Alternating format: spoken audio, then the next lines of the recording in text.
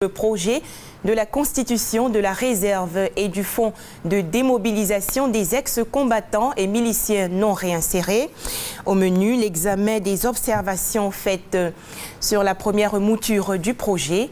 La réunion a été présidée par le ministre délégué à la Défense, Paul Kofi, et celui de la Jeunesse et du Service civique, Alain Lobognon. Le récit de Abou Sanogo.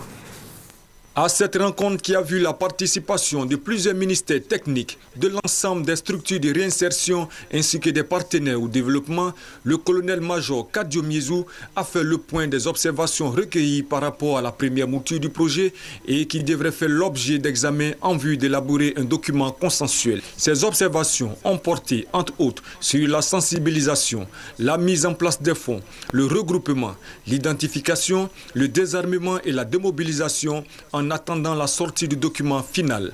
Il est bon de noter que le projet a rencontré l'adhésion totale de l'ensemble des participants. Je crois qu'il y a un grand consensus, il y a un appui absolument massif de la communauté internationale et des Nations Unies à cette initiative du gouvernement.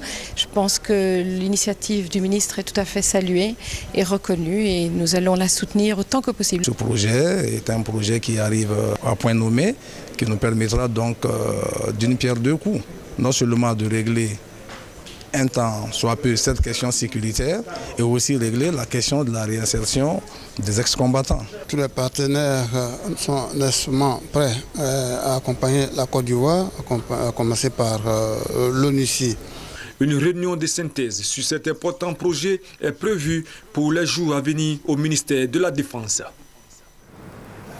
Direction le camp Gallieni pour assister à la remise de 300 matelas aux forces républicaines de Côte d'Ivoire.